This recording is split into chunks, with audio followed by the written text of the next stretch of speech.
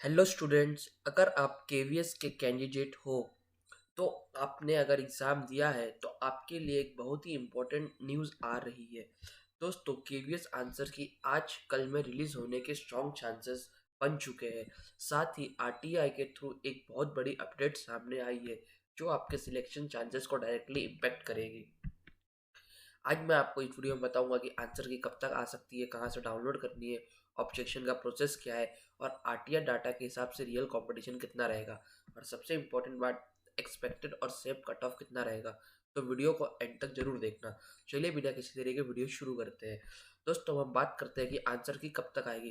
देखो, पिछले कुछ सालों का पैटर्न अगर हम देखें तो केवीएस के आंसर की 15 से 17 दिन के अंदर प्रोविजनल आंसर की रिलीज कर देती है। इस बार भी एग्जाम कंप्लीट हो चुका है और मिनिमम 20 दिन हो चुका है और इंटरनल सोर्सेज के अकॉर्डिंग आंसर की अपने फाइनल स्टेज में है, बस अपलोड होने वाली है। इसलिए इसका स्ट्रॉन्ग चांस बन रहा है कि आज शाम या कल सुबह तक, नहीं तो नहीं नेक्स्ट वीक में 2 या 3 फरवरी तक इसके आंसर की आने की 100% प्रोबेबिलिटी है। इसलिए सब लोग अब जो इंतजार था उसको खत्म कीजिए और ये 4 से 5 दिन में आपको केवीएस का आंसर की मिल जाएगा। अब बात करते हैं आरटीआई के जो रिप्लाई आया है, वो सबसे बड़ी अपडेट आने वाली है। दोस्तों, आरटीआई वालों ने अपडेट किए। आरटीआई के रिप्लाई के अकॉर्डिंग लगभग 13 लाख कैंडिडेट ने केवीएस और एनवीएस के रिक्रूटमेंट दोनों का फॉर्म फिल किया था। लेकिन इसका मतलब ये नहीं कि 13 लाख लोग एग्जाम देने गए थे। पिछले रिक्रूटमेंट डाटा के हिसाब से 35 से 40% कैंडिडेट ही एक्चुअल एग्जाम में अपीयर हुए थे और इस बार भी हाई चांसेस है कि इससे कम अपीयर होंगे, क्योंकि 10 और 11 तारीख के दिन दूसरे गवर्नमेंट जॉब्स के भी एग्जाम थे, जिस वजह से लोगों ने फॉर्म तो फिल कर दिया था और लोगों के सेंटर इतने दूर थे।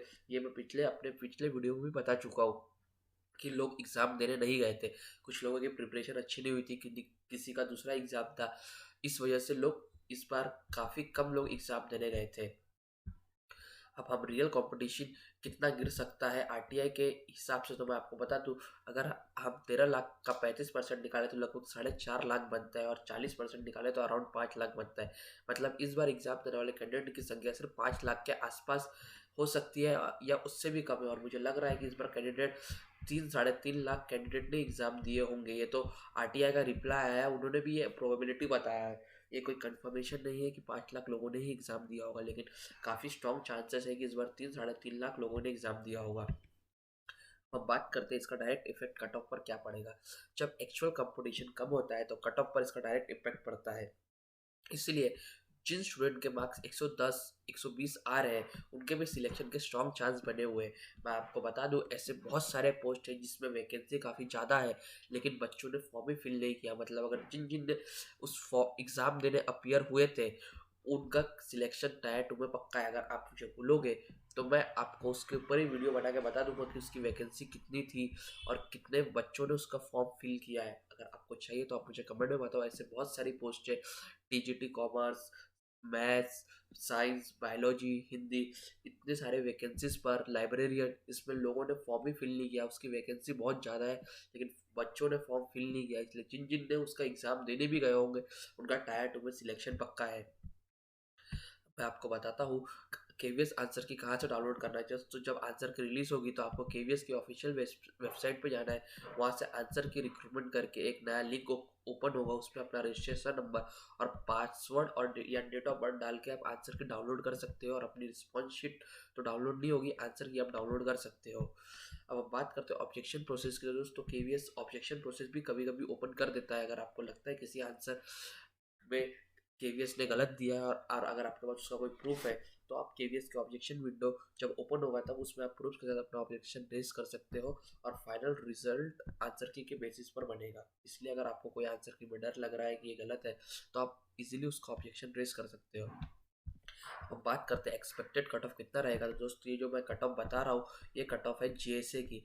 जेएसए में आप मान के चलो लगभग 1.5 लाख बच्चों ने जेएसए का फॉर्म फिल किया था। तो 1.5 लाख में से कम 80 से 90 हज़ार बच्चे एग्जाम देने गए थे। इस वजह से आप मान के चलो अगर आप जनरल कैटेगरी में आते हो तो आपको 160 के ऊपर मार्क्स है तो आपका टायर टू में सिलेक्शन पक्का है। उसके बाद ओबीसी में 152 से 159, एससी में 144 से 151 और एसटी में 137 से 144। ये जो मैं बता रहा हूँ ये जेएसए का डाटा है। अगर आप मुझे कमेंट में बताओगे, अगर आपने जो पोस्ट के लिए अप्लाई किया होगा, अगर आप कमेंट में वो पोस्ट के बारे में लिखोगे तो मैं आपको उसका भी बता दूंगा कितने बच्चों ने आरटीआई के हिसाब से एग्ज़ाम दिया है और उसकी वैकेंसी कितनी है। जेएससी की वैकेंसी कम से कम 100 की वैकेंसी थी, इसलिए इसमें काफ़ी लोगों ने अप्लाई किया है और इसका कट ऑफ भी हाई जाने के चांसेस है। लेकिन बहुत सारे पोस्ट ऐसे थे जिसमें वैकेंसी काफ़ी ज़्यादा थी लेकिन लोगों ने अप्लाई नहीं किया है। ये बात मैं बार बार इसलिए बोल रहा हूँ क्योंकि केवीएस की डाटा में मुझे ये देखने को मिला है कि वैकेंसी ज़्यादा है लेकिन बच्चों ने अप्लाई नहीं किए। तो जिन जिन एग्ज़ाम देने गए होंगे उनका सिलेक्शन टायर 2 में पक्का है। इसलिए अगर आपने कोई ऐसी पोस्ट के लिए अप्लाई किया जिसमें आपको लग रहा है कि इसमें मेरा सिलेक्शन के चांसेस ऊपर नीचे हो रहे हैं, तो आप बस दुआ करो कि उसमें बच्चे कम आए हो और अच्छा है तो आपको बहुत बहुत कॉन्ग्रेचुलेशन। और अगर आपका स्कोर 160 के ऊपर है तो आपको अभी से टायर 2 की तैयारी शुरू कर देनी चाहिए।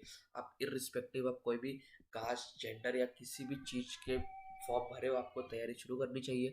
अगर आप 150, 140, 150 के रेंज में आ रहे हो तो भी आपको टायर 2 की तैयारी शुरू करनी चाहिए। मैंने टायर 2 के ऊपर ऑलरेडी वीडियो बना दिया हूँ और मैं आपको ये कट ऑफ इसलिए इतना कम बता रहा हूँ, कम मतलब इसके पीछे एक बहुत बड़ा रीज़न है, उसको मैंने ऑलरेडी अपने एक वीडियो में बता दिया, आप वहाँ जाके चेक कर सकते हो।